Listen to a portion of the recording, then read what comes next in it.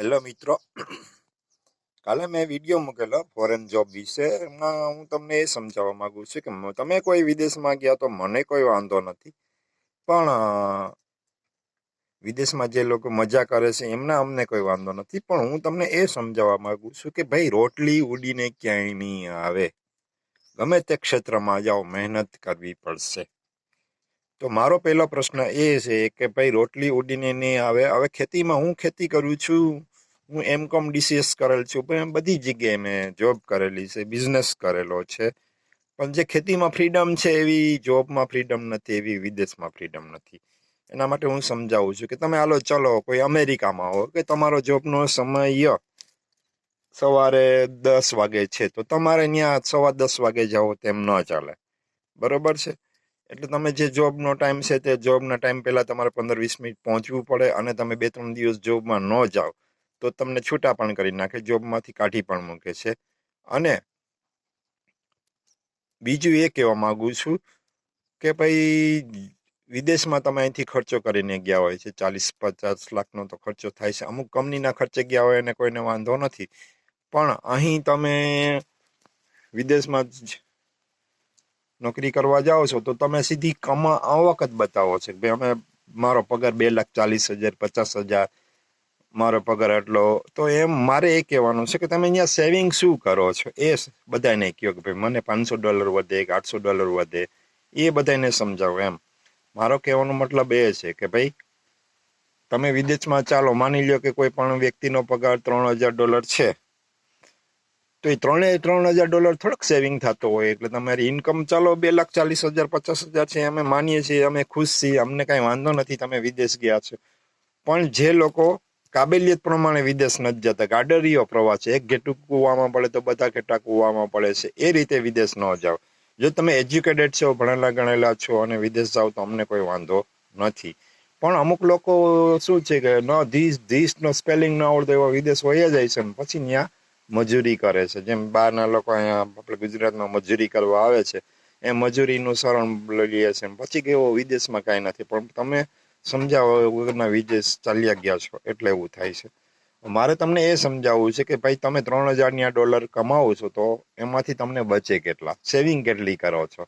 પછી જો તમે $3,000 કમાવો તો એમાંથી 500થી 1,000 કે $1,500 તમારું ઘર ભાડું થાય. પછી $500 આવવા જવાનો, જોબથી ઘરે જવાનો વ્હીકલ ખર્ચો થતો હોય છે. પછી $500 તમારે સબ્જીનો, શાકભાજીનો ખર્ચો થતો હોય છે. જેને કંપની આપે છે એને કોઈ વાંધો નથી, પણ જે વ્યક્તિ પોતાના ખર્ચ ઉપર રહે છે, તો એ બધો ખર્ચો મળીને તમને $500 વધતા હોય કે $1,000, તો તમે 80,000 કમાણા કેવા હોય એમ.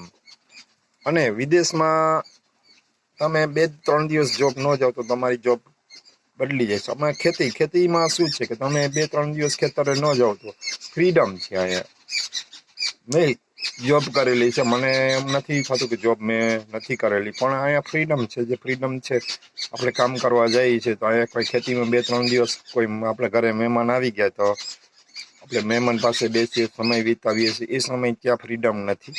એ હું કહેવા માગતો હતો. અને બીજું એ કહેવા માગું છું કે ભાઈ, આજકાલનો ક્રેઝ થઈ ગયું કે છોકરી વિદેશમાં હોય તો છોકરી દેવી. ભાઈ, વિદેશમાં તમે જાઓ છો તો 10 વર્ષ સુધી ત્યાંથી પાછા આવતા નથી. અને પછી એમ કે છોકરી ખાલી વોટ્સઅપ ઉપર વાત કરે છે 10 વર્ષ. અને ત્યાં તમે છોકરી જાય છે તો ત્યાં 1,000 રોટલી, કારણ કે ડોલર કમાય એટલે 1,000 રોટલી દરરોજ બનાવવા તૈયાર થઈ જશે. ને અહીંયા છોકરીઓ છે એ મા બાપના રોટલા ગળવા પણ તૈયાર નથી, જે છોકરીએ લગ્ન કરેલા હોય છે. તો મારે એ સમજાવવું પડે છે કે ત્યાં તમને ડોલરના પૈસા મળે છે તો ત્યાં તમે 1,000 રોટલી ડેલી કરવા તૈયાર છો, અને અહીંયા મા બાપના રોટલા માટે તમે ખાલી 5 રોટલી બનાવવા તૈયાર નથી. એટલે છોકરીઓ માટે વધુ હું એમ કહું છું કે ભાઈ, તમે જે વિદેશનો, મારે લંડન હોય તો કરવું ને અમેરિકા હોય તો કરવું ને, તો આ બે છોકરા ખેતી કરે છે, ઈ છોકરા નો શું વાગ એમ. બધા વિદેશ થોડાક જશે એમ. અને એકને એક છોકરો હોય એને વિદેશ ન જવું જોઈએ, કારણ કે એવી કોઈ ઘટના બની જાય તો તેના મા બાપનો આશરો છીનવાઈ જાય. ભાઈ, બધું પૈસા નથી એમ. મારું કહેવાનો મતલબ એ હતો કે બધું સર્વસ્વ પૈસાથી નથી મળવાનું. કે જે એકને એક છોકરો હોય એ વિદેશ હોય જાય ને ત્યાં કોઈ એને કોઈ ઓલું કરી નાખે, મર્ડર કરીને, કેવા કિસ્સા સાંભળેલા છે, અથવા કોઈ બીમારીથી મૃત્યુ થઈ જાય તો મા બાપનો આધાર તો છીનવાઈ ગયો એમ. તો બિચારા શું કરશે એમ. એટલે હું એ કહેવા માંગુ છું કે બધા વિદેશ ન જાઓ, જેને કેપેસિટી હોય એ બધા જાય, અને બધા વિદેશમાં અંદર અમેરિકા જાય તો અમેરિકા જ જાય છે. બધા અમેરિકા જાય તો બધા અમેરિકામાં અમુક લોકોને 3-4 મહિના જોબ નથી મળતી, એવા ન્યૂઝ છે. અને ભાઈ તમારે ત્યાં કાર લેવી પડે છે, પછી ત્યાં આફ્રિકામાં કંપની લઈ જાય છે, તો આફ્રિકામાં શું છે કે ભાઈ કંપની બધો ખર્ચ ઉઠાવે તો તેમને $1000 બચે છે, તો એમને ફાયદો થાય છે. વાં અમેરિકામાં ને એ બધું તમને કમાવો છો તો પણ એમાં ખર્ચો પણ છે ને ભાઈ. આ અમેરિકામાં વાળ કાપવાના $800, ભીંડાના 450 છે. એક ધાણાની ઓલી લેવા જાઓ છો તો તમે 80-100 રૂપિયાનો ખર્ચો થાય છે. અહીંયા $10 મળે છે, તો ત્યાં તમને 10 ગણી આવક છે, તો ત્યાં તમારે ખર્ચ પણ છે. એમ હું કહેવા માંગુ છું કે ભાઈ વિદેશ અહીંથી સારું દેખાય, પણ જે લોકો વિદેશ ગયા છે એને પૂછો કે ભાઈ ત્યાં પણ મહેનત છે, 12 થી 14 કલાક જોબ કરવી પડે છે.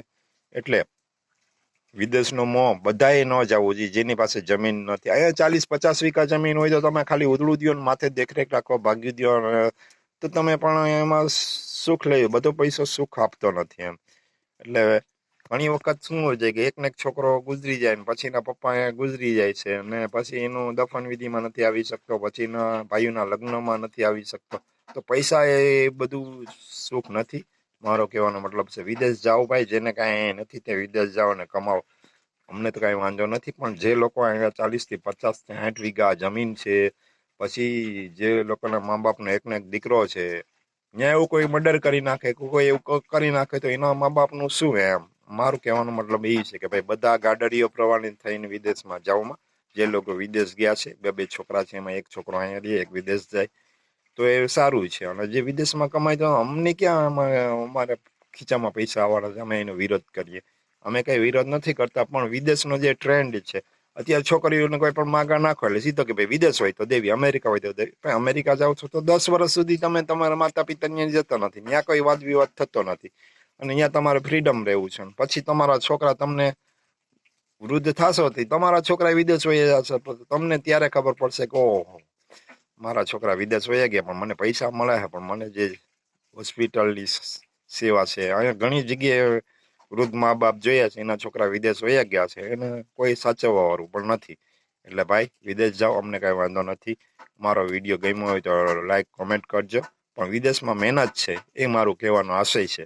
એટલે હું ફરીથી વિડીયો મોકલું છું, તમે જોજો. ગમે તો લાઈક કોમેન્ટ કરજો. યુટ્યુબમાં મારી ચેનલ છે સિરાજ વડસરિયા, અને ફેસબુકમાં રાજ વડસરિયા છે, ગમજો. અને તમે પણ સારું કમાવો એવી મારી દુઆ છે. આવજો, તાતા, બાય બાય.